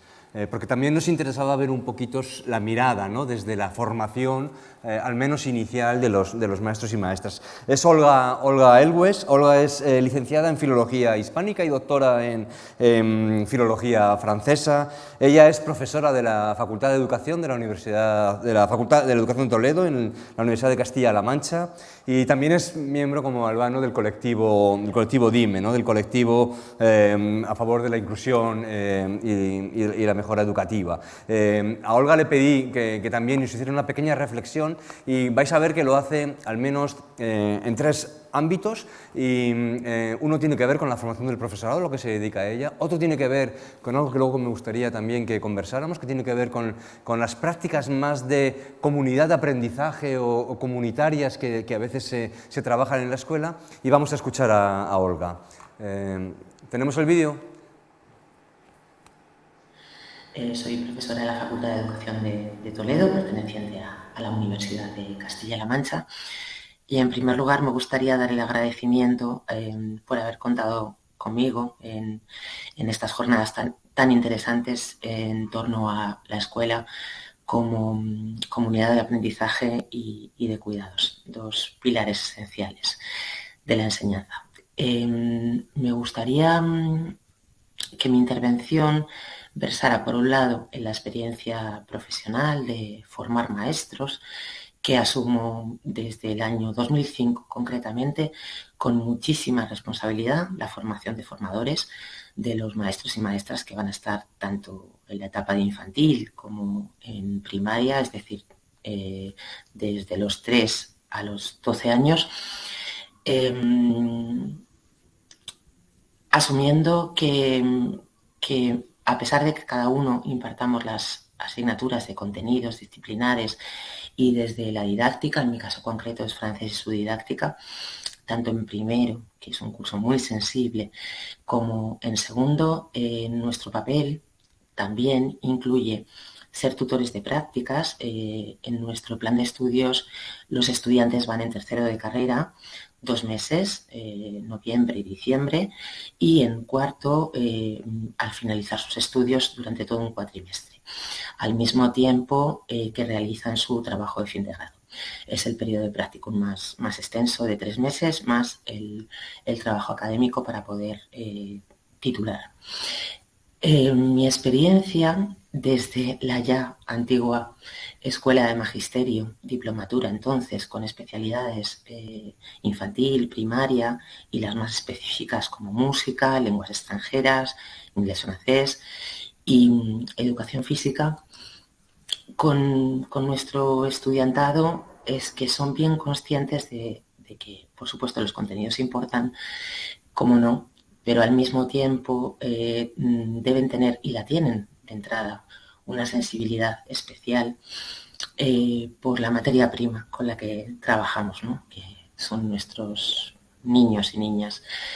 Me gusta ver el recorrido desde el estudiante que ingresan primero a hacerles el seguimiento de alguna manera a cómo crecen y cómo avanzan en esa sensibilidad especial hasta cuarto de carrera. La graduación, siempre les digo, es un placer veros tan hombres y mujeres hechos y derechos y tan motivados, vocacionales y bien conscientes de que su trabajo es importante desde el punto de vista social. No es extraño que en tutorías de prácticas alguno o alguna se emocione con situaciones muy complejas que ven. Bueno, el contacto nuestro con las escuelas debería ser más estrecho, también con los institutos. Soy tutora de máster también de secundaria y el problema, como casi siempre, es la falta de tiempo. En ese sentido, me gusta reivindicar el papel esencial de esa formación de maestros que, desde mi punto de vista, ha mejorado muchísimo desde los 3 años de diplomatura a grado. Me gustaría decir que somos uno de los estudios universitarios con más prácticas y que, de hecho, se está pensando en una nueva reforma de los títulos, incluyendo más horas presenciales en las aulas tanto de infantil como de primaria. Por otro lado, y dado el contenido de estas jornadas, me gustaría hacer mención a una experiencia quizá de las más enriquecedoras de mi vida como voluntaria, como madre voluntaria, en una comunidad de aprendizaje donde estuvo matriculado mi hijo en quinto y sexto de primaria. Gracias a Dios fue antes de la pandemia y bueno, pues mi intervención junto a la de otros padres, madres, abuelos, abuelas, hermanos mayores, fue excepcional. El centro tenía absolutamente abiertas las puertas a todos los voluntarios y era una sesión semanal durante 1 hora y media y trabajaban por equipos de 4 y siempre había un adulto con ellos y la maestra supervisando y, bueno, pues animándonos, dándonos instrucciones. Para mí, como digo, sabía que esta escuela era lo que quería en un entorno donde vivo, que es Rivas hacia Madrid, muy cerquita de la Cañada Real, con mucha multiculturalidad, con niños y niñas muy diversos y con situaciones de todo tipo. Como digo, y porque no soy maestra, siempre le digo a mis estudiantes, lástima no haber sido maestra, fue una de las experiencias durante 2 años que más me marcó. Y también, para acabar, me gustaría hacer una reflexión en torno a esta sensibilidad, estos cuidados, esta atención que la escuela debe facilitar al alumnado. Y he estado pensando sobre mi recorrido académico. Si bien es cierto que cuando somos pequeños nuestros padres, nuestras familias deciden dónde matricularnos, en mi caso, y lo cuento siempre que puedo, he tenido la enorme fortuna de haber estudiado en los 3 modelos. Desde los 4 a los 8 años estuve en una escuela privada, absolutamente privada. Posteriormente, por cambios de domicilio de mi familia, estudié en un colegio concertado.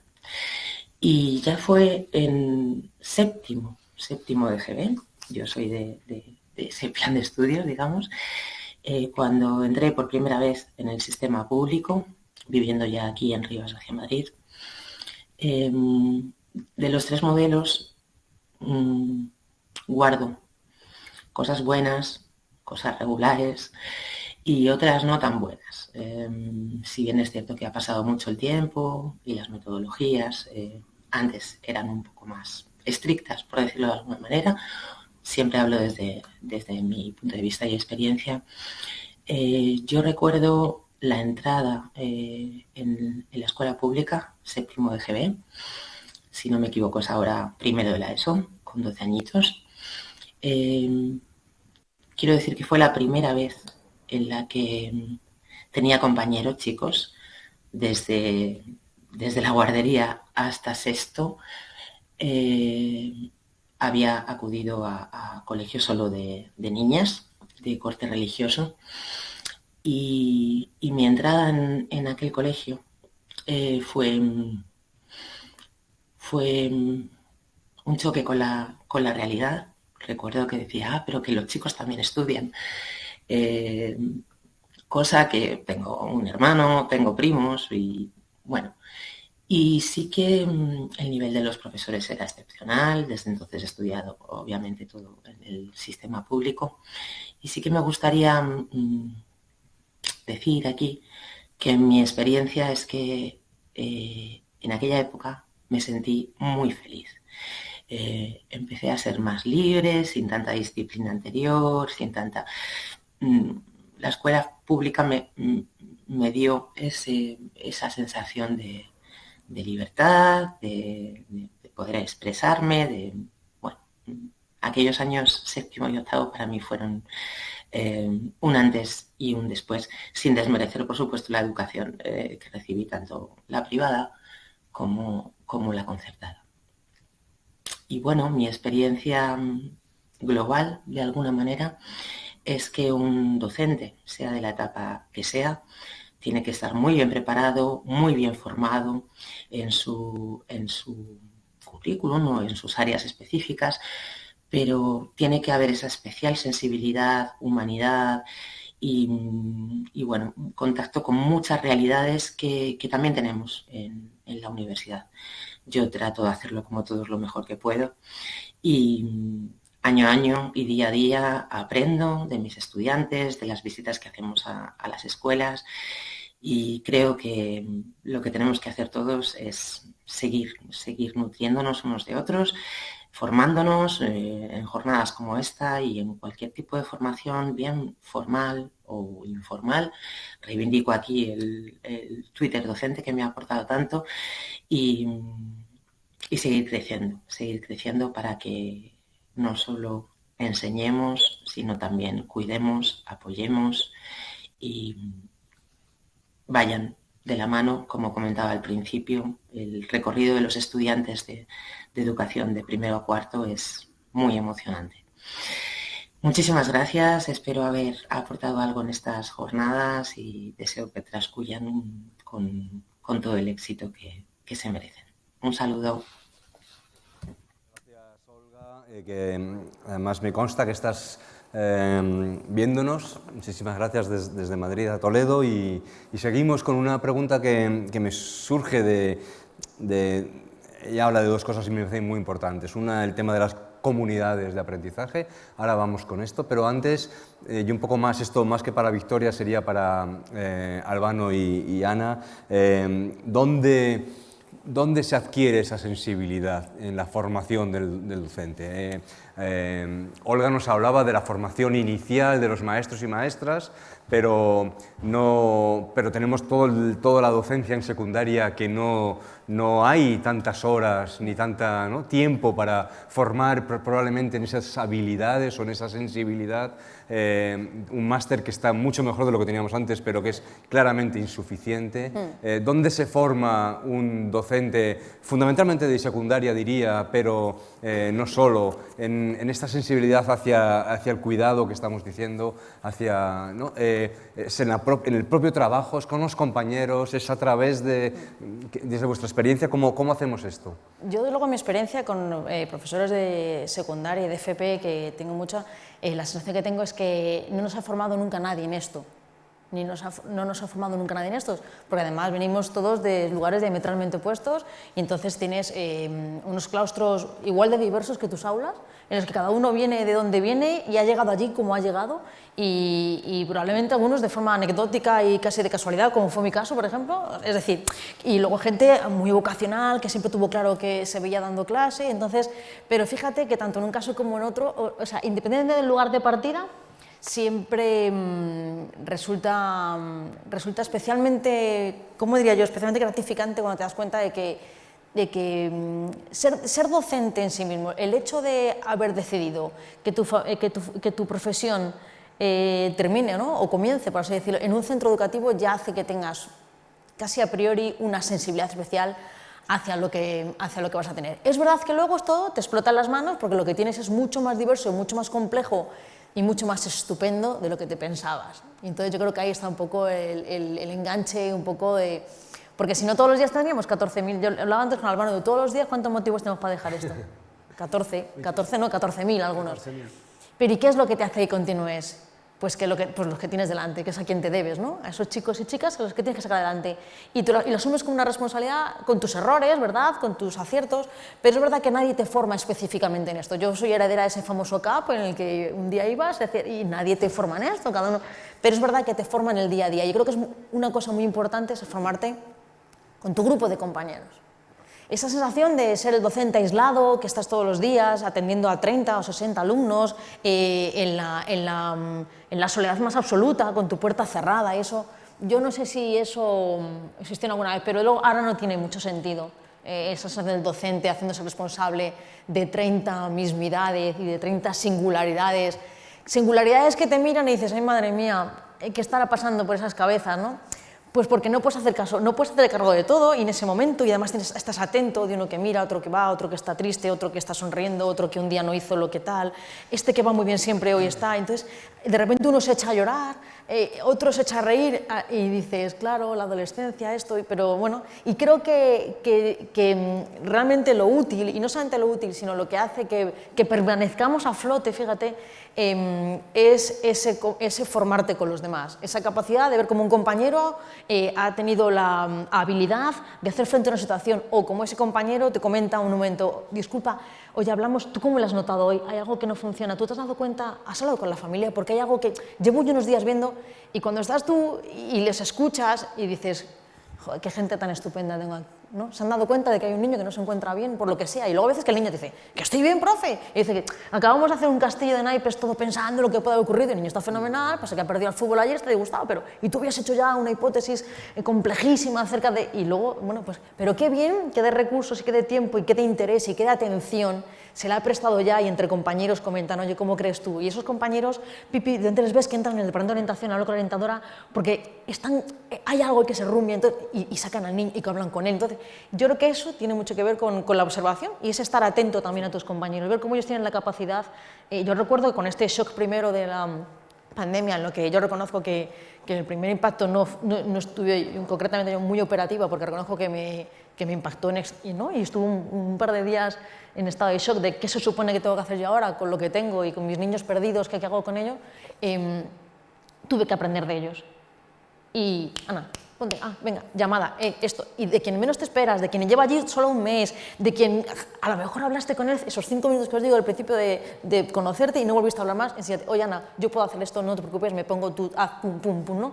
Y es verdad que hay muchas veces casi que perdemos como ese referente, el que tienes al lado te puede ayudar a encaminar, te puede ayudar, incluso te puede corregir, como fue mi caso, y qué bueno, ¿no? Porque bueno, yo creo que formarte no te forman específicamente en algo, porque además esa formación específica a lo mejor es de un carácter teórico, no sé muy bien qué forma le daría yo, cómo le haces que alguien de repente se forme en una habilidad especial o tenga una sensibilidad especial hacia la observación del diferente, hacia cómo hacer que los demás observen la diferencia, una gran riqueza, que yo creo que es una cosa de la escuela pública maravillosa, y es que tenemos un reflejo estupendo de lo que es la sociedad hoy Y los niños en su casa son lo que son y tienen su familia, su referente, pero cuando llegan al instituto, llegan a la escuela, a la primaria, pum, les sueltan y es, ostras, es que hay otros niños diferentes a mí. Otros niños con su forma de hablar, su forma de vestir, su forma de opinar, su forma de sentir, su forma... Y yo creo que eso jamás debería ser visto ni desde la fiscalización ni del rechazo. Yo creo que es una de las cosas que a mí me parece, me fascina de la escuela pública y creo que además hace que esta sensibilidad de los que decidimos un día acabar aquí hace que si ya ser docente es una forma de estar en el mundo, ser docente en la pública ya es como, ¿no?, el plus, ¿no?, de estar en un mundo como el que es, no ese mundo que dice aquí tú, sino el mundo, todos, ¿no?, los que son de una forma y los que son de otra, ¿no? Entonces, bueno, yo creo que tiene mucho que ver con... Y luego tengo compañeros, y he tenido muchos, de los que me decían, Ana, yo esto no lo veo, Ana, yo no me veo, no, Ana, yo no soy capaz, yo no sé por qué no llego a ellos, fíjate, Ana, yo hay veces que intento acceder y no llego, y son los alumnos que se dan cuenta, venga, profe, venga, y son ellos los que van acumulando, y cuando ves que ese profe es el que se está esforzando por encontrar esos puntos de acuerdo en común, o con las familias, o cuando dice, oye, pues yo llevo trabajando en esto un mes, o recién aterrizado, no sé cómo funciona un centro, Ana, no tengo ni idea, y ves las primeras entrevistas con las familias, con los alumnos, y vas viendo cómo te echamos una mano, te apoyamos, y vas viendo cómo en ese feedback, oye, pues la familia me han dicho que bien, que están contentos con cómo lo estoy llevando, ¿no? Esa retroalimentación también hace que te vas siendo más sensible hacia todo porque vas siendo más consciente de lo que tienes delante. Y creo que también vas siendo más consciente de tu nivel de responsabilidad y de participación, ¿sí? Porque te dejan participar en esa educación mutua, ¿no? Y sentirte partícipe también tiene mucho algo, decía Victoria, ¿no? Y de repente también a ti como docente muchas veces también es necesario que te hagan visible, ¿no? Eres importante para mí porque estás en la vida de mis hijos, por tanto formamos un equipo, ¿no? Y es hacerte visible, porque si no sería solamente aquel que llega, durante 50 minutos suelta lo que tenga que decir, cierra su petate, se va, suena un timbre, entra otro señor, ¿no? Entonces yo creo que muchas veces esa sensibilidad tiene mucho que ver con ser consciente de lo que tienes delante y que poco a poco ir como impregnándote y dejándote asesorar por compañeros, por los equipos directivos, ¿no? Que también creo que tienen un papel, o que tenemos un papel fundamental, ¿no? En esto de no te preocupes, tranquilo, lo vas a hacer bien, ánimo, sin necesitar ayuda, que estamos, ¿no? Que lamentablemente no se da en todos los centros, ¿no? Vamos a ir casi terminando. Voy a daros, si queréis, no sé si hay alguna palabra que queráis tomar aquí. La pregunta era para los dos, la de la formación, pero también quería, y luego voy a ir contigo, Victoria, para terminar. Albano, también me interesaba de la aportación de Olga, esta experiencia que ella ha tenido en esta comunidad de aprendizaje en el centro educativo de su hijo, que bien sabemos lo importante que son para precisamente desarrollar esta idea que ayer también salía, que tenía que ver con la justicia curricular, es decir, con hacer un currículum que sea capaz de acoger las sensibilidades de todas las personas que están en la escuela y, por tanto, abrir estas comunidades de aprendizaje que permiten, ¿no?, que la escuela se abra, que las familias entren, que estén en las clases, no solo que entren a actividades familiares, sino que estén en la clase, que aporten sus conocimientos. Esta idea también de comunidad de aprendizaje en el sentido más de Ramón Flecha, ¿no?, que podríamos decir. Entonces, no sé si tú has tenido alguna experiencia en este ámbito o hasta qué punto tienes, ¿no?, más o menos desarrollada esta idea, ¿no?, de la necesidad de flexibilizar el currículum, de incorporar a la familia en esta idea de justicia curricular que hablábamos también ayer. Sí, a mí, en concreto, experiencia en cuanto a comunidades de aprendizaje, bueno, quiero empezar por la que a mí me parece la más importante, no ha ocurrido aún, ocurrirá dentro de un par de semanas. Hoy estoy aquí, estoy tremendamente orgulloso de estar aquí, pero a mediados de abril, finales de abril, voy a estar en un grupo interactivo por primera vez en la clase de mis dos hijos mellizos de sexto de primaria, y eso la verdad que me hace muchísima ilusión. Yo creo que de eso se trata, ¿vale? Ellos saben que soy el director, además, de un centro muy cercano, el orgullo que pueden sentir mis hijos por verme ahí, los demás, lo que yo les pueda contar, que todavía me lo tengo que preparar porque me impone, pero de eso se trata, abrir la escuela de entorno. En cuanto a las dinámicas que el equipo directivo, todo lo que tú has dicho, Ana, coincide con nuestra realidad a pesar de provenir de puntos muy distintos. El aprendizaje cooperativo, ¿no? Ahora estabas nombrando a Ramón Flecha, antes, por ejemplo, estabas hablando también de esos nuevos modelos formativos y me estaba acordando también de cómo construir una voz colectiva a partir de diferentes escuchas. Me estaba acordando en concreto del libro de Francisco Invernón, ser docente en una sociedad compleja, en donde se construye la visión del docente a través de distintas voces. Pues de eso se trata. ¿Qué podemos hacer los equipos directivos para lograrlo? La estructura de las reuniones, por ejemplo, que son tan encorsetadas, siempre sometidos a la burocracia del sistema, y a uno de los principales inconvenientes que encuentra el profesorado, que es la fiscalización y la burocratización de los procesos, porque probablemente, y además en el último informe Talis, aunque tiene ya hace unos años, creo que era 2018, salía como que la burocracia, el profesorado lo seguía contemplando como el primer problema, ¿no? Junto con la convivencia, ¿no? de su día a día en su trabajo. Pues la estructura de los claustros como encuentros participativos y dinámicos, en donde, por ejemplo, alterar, entre comillas, el orden del día y empezar a lo mejor por el turno de sugerencias e intervenciones del claustro, en vez de que quede para ese momento siempre final en el que llegamos siempre cansados, nunca hay tiempo para escuchar, porque tenemos que lanzar una retahíla de mensajes que además vienen en cascada desde la administración, de la administración a la inspección, de la inspección al director, y el director hace una especie de presentación monográfica en donde el claustro pues está escuchando y asintiendo.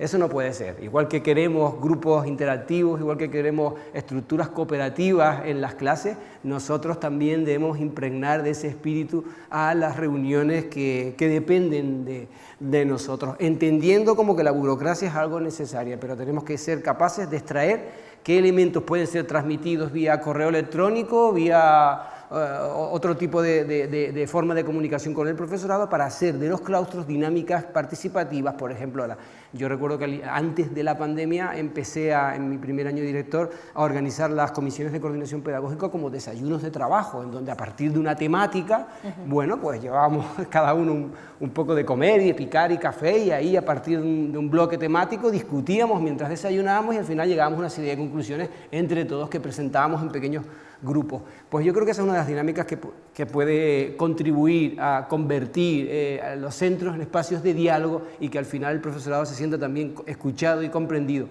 Porque nos guste o no, profesores más o menos comprometidos, más o menos sensibles, nunca vamos a poder luchar contra la diversidad docente, en su lado más enriquecedor y en su lado más amargo. Eso está ahí.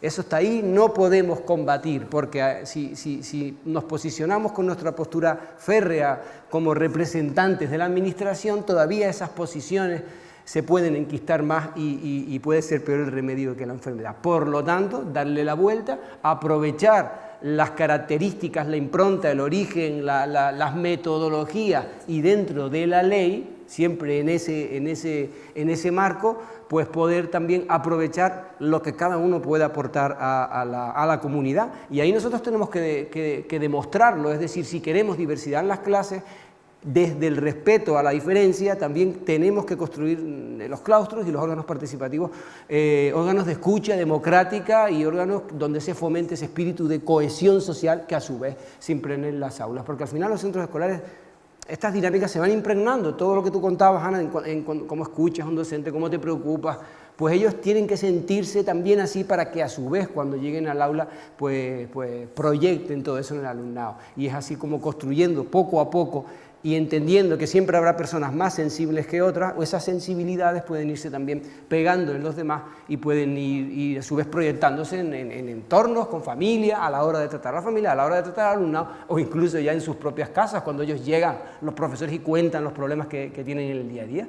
Y porque ese entorno también de la convivencia del docente en su vida privada es muy importante. Cómo llega el docente a su casa, cómo llega el docente con ganas de vacaciones, ¿no? Con ganas de a veces de tener una baja incluso. Esto no puede ser. Tenemos que dar el giro, y yo creo que el camino es ese. No ese camino que hablabas de Ramón Flecha, Invernón, de esa formación entre iguales, de no esperar a que me vengan de fuera a dar una receta que yo no puedo aplicar porque mi alumnado es muy distinto al que me cuenta el experto o el gurú. Ahora se habla mucho de ese término. Bueno, pues vamos entre todos a escucharnos, vamos a ver qué nos puede aportar el otro, para ver de qué manera podemos encontrar pequeñas soluciones en reuniones formativas por las tardes, o incluso en cafeterías, en pasillos, pero bueno, en espacios colaborativos que tengan que estar también, sobre todo dentro del horario. Muchas gracias, Albano. ¿Hay alguna palabra aquí en la sala? Bueno, vamos a terminar con tres cosas. Victoria, Ya te vamos a dejar, que se ha hecho muy de noche ahí en Barcelona. Aquí no lo sé porque estamos en una sala y no sé cómo estamos. Pero te quería pedir, me he quedado dando vueltas a esta idea de que la justicia no avanza sin el cuidado.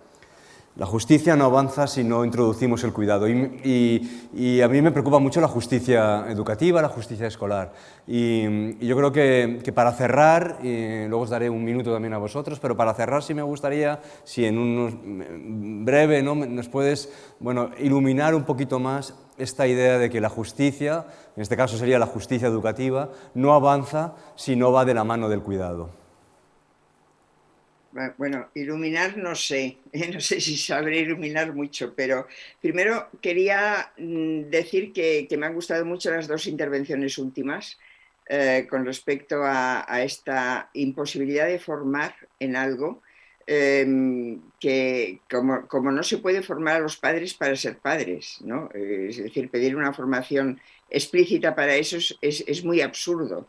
Y si se quiere poner en marcha, pues se acabará convirtiéndose en una metodología, en una técnica, en algo que lo que hace es destruir la iniciativa individual, que es importante, ¿no? Entonces, esa idea de comunidad de aprendizaje, de aprender de los demás, de aprender de los propios errores, ¿no?, de ponerlos en común, de ver cuáles son los problemas que no se resuelven bien, cuáles son los conflictos, ahora que hay el bullying, la violencia, la falta de respeto o el mismo fracaso escolar, pues yo creo que todo eso sí que necesita el saberse saltar el obstáculo de la burocracia, y yo creo que Albano, estoy totalmente de acuerdo, ¿no?, que la burocracia es un obstáculo, pero también algo que es un concepto que no ha salido y últimamente en filosofía es muy importante, es el reconocimiento del que tiene éxito, ¿no?, del que consigue ganarse a los alumnos, consigue acompañarlos, consigue que a veces pues ese reconocimiento no se da porque la relación entre los pares no siempre es como debería ser. Y respecto a lo de la justicia, vamos a ver, lo concretaré en un tema que es el del fracaso escolar, ¿no? A mí me ha parecido muy interesante, antes lo hablaba con el moderador, antes de abrir la jornada, en Cataluña se quiere delegar una parte de las competencias de las consejerías en los ayuntamientos para ver si de alguna forma se puede superar esa brecha del fracaso escolar que es muy alta, ¿no? Claro, la idea inicial, la teoría, es que la escuela es un gran instrumento para la igualdad de oportunidades, ¿no? Es un ascensor social y que haciendo una escuela realmente para todos y una escuela igualitaria, eso consigue igualar a los alumnos. Y eso no es cierto, no se les iguala. Para igualarlos tiene que haber un trabajo más constante, más sostenido, más de atender a problemas que no son los mismos en todas las escuelas, ¿no? Por eso la burocracia es mala, ¿no? Porque finalmente unifica los problemas y no son los mismos en todas partes. Y tiene que ver mucho con la virtud del maestro, ¿no?, con la voluntad, el creerse que puede hacer algo, ¿no? Ana lo ha dicho muy bien, ¿no? Hay que animar a los que en principio entran desanimados porque parece que no van a poder o porque tienen alguna experiencia que parece que es desfavorable, pero animar de que está en sus manos, que ellos son los que deben hacer avanzar a la justicia. Es decir, los individuos no podemos hacer justicia como individuos, pero podemos ayudar a que quien debe garantizar una igualdad de oportunidades real y que no sea solo de acceso a la educación, sino de resultados, de igualdad de resultados, tienen que ayudar a los que son los sujetos, los agentes de esa igualdad, que son los maestros, maestras, profesores y profesoras.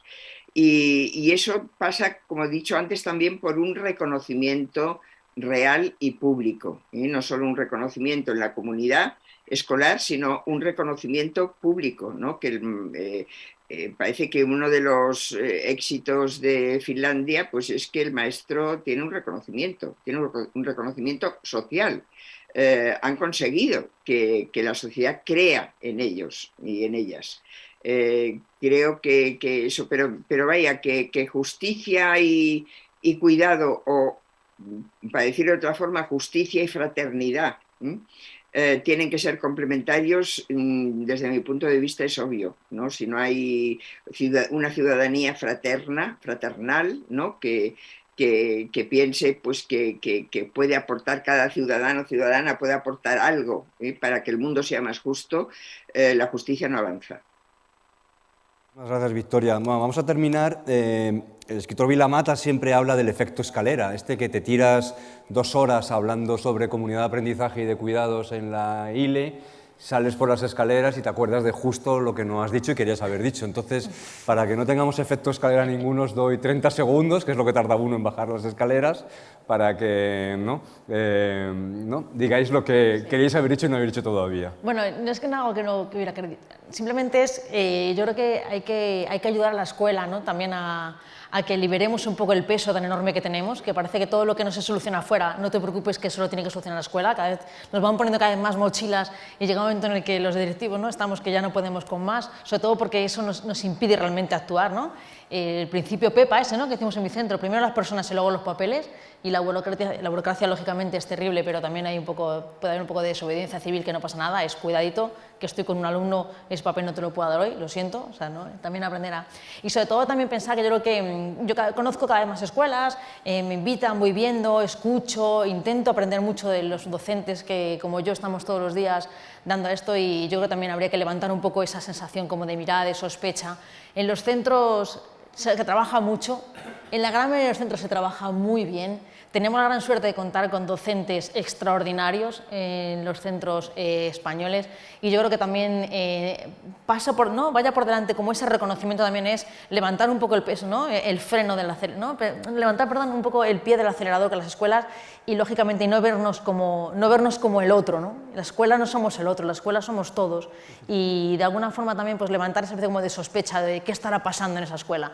Pues en esas escuelas probablemente hay mucha gente currando mucho, sacando adelante muchos niños y niñas, y desde la humildad, que creo que lo tenemos, ¿no? Desde la humildad de muchos docentes, trabajando mucho, a poquitos, y sin necesidad de sacarlo muy fuera, porque, pues sobre todo esa sensación, ¿no? A mí me gusta pensar, porque además creo firmemente en ello, que se trabaja mucho, se trabaja muy bien, y queremos estar muy orgullosos de nuestra escuela pública, porque hay mucha gente dejándose la piel, y de hecho la pandemia lo vimos.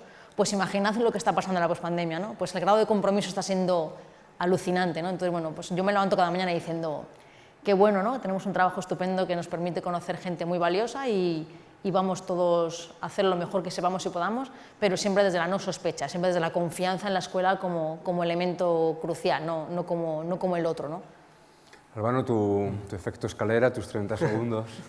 Bueno, se ha dicho todo. Simplemente hacer hincapié para los docentes que nos pueden estar escuchando en ese compromiso social, ético, humano, humanitario, en ese compromiso con la justicia de lo que se ha hablado aquí. Yo detecto que los docentes que quieren incorporarse al puesto de trabajo, ¿no? Los futuros maestros, profesores, ¿no? En concreto, muchos profesores y profesoras o alumnos del practicum universitario, del máster, ya lo dicen, se dan cuenta, incluso personas que vienen de carreras ingenierías. En concreto tengo un caso en mente que me decía hace poco en una cafetería. Yo le preguntaba, ¿no? ¿Qué tal tu experiencia dentro de esta labor de escucha y de conversación? Y me dice, bien, pero me doy cuenta cuánto tiene de social, de factor humanitario. Ellos mismos ya se van dando cuenta, y debemos fortalecerlo. Entonces, reforzar ese compromiso social, humanitario, compromiso social que además se refuerza en la escuela pública, porque no olvidemos que somos trabajadores del Estado, trabajamos para el bienestar común, nuestros sueldos salen de los impuestos y por lo tanto tienen que garantizar ese bienestar común, ese tiene que ser un principio que tiene que estar ahí, y ese compromiso individual además, el último mensaje, proyectarlo hacia el compromiso institucional y social. Antes Victoria lo decía, la sociedad tiene que empezar a poner al docente en el lugar que se corresponde, en el lugar que siempre, del que nunca debió salir, si es que alguna vez salió, y el compromiso de las administraciones. A mí me parece muy interesante la propuesta de Cataluña, ¿no? de acercar las administraciones locales, quitando ese entramado de burocracia que a veces tenemos los centros escolares con la administración regional a la hora de establecer relaciones o pedir recursos. Me parece muy interesante y esa es la línea. Por lo tanto, compromiso social individual del profesorado, pero que necesita también del compromiso político y del compromiso colectivo de los representantes institucionales para poner a la educación, sobre todo la educación pública, en el lugar donde se corresponde. Muchas gracias. Victoria, ¿tienes también tener tu momento escalera? No sé, un escalón solo. Yo diría que, bueno, yo creo que el magisterio es una carrera vocacional en general. Es decir, que la gente que se dedica a eso es gente que le gusta hacerlo, que tiene una voluntad de servicio y que por lo tanto no le extrañan todas estas cosas, ¿no? Alguien ha dicho antes, me parece que era Albano, que decía que lo del cuidado a un compañero suyo le parecía un reto revolucionario. Pues me parece muy bien, ¿no? Porque realmente no se trata de decir eso no es nuestro, sino que esa vocación social la tiene el maestro o la maestra y por lo tanto lo que hay que hacer es reconocérsela, ¿no? Reconocérsela y ayudarle. Y a mí lo que me da un poco de miedo es convertir la educación en una cuestión de expertos, ¿eh? No hay expertos en educación, hay personas, pueden ser expertos en historia, en matemáticas, pero expertos en educar es personas que les gusta esa tarea y que se la toman en serio y por lo tanto que hacen lo posible por aprender de sus propias experiencias, de sus errores y aprender también de los demás. Muchas gracias, Victoria. Damos por concluido la tarde. Agradezco también a muchas personas que habéis estado, ¿no? Cecilia Ferreira, Juan Fernando Muñoz, Yolanda Castilla, José Antonio Sánchez, que habéis estado interaccionando en el chat, en las preguntas. Muchas gracias desde luego a los tres. Victoria, enorme abrazo desde aquí. Muchísimas gracias. Ana, Albano, muchísimas gracias a los dos. Gracias a Olga también por haber querido acompañarnos y gracias a vosotras por habernos acompañado y a quienes han estado siguiéndolo a distancia. Bueno, seguimos en otra ocasión. Gracias a todos.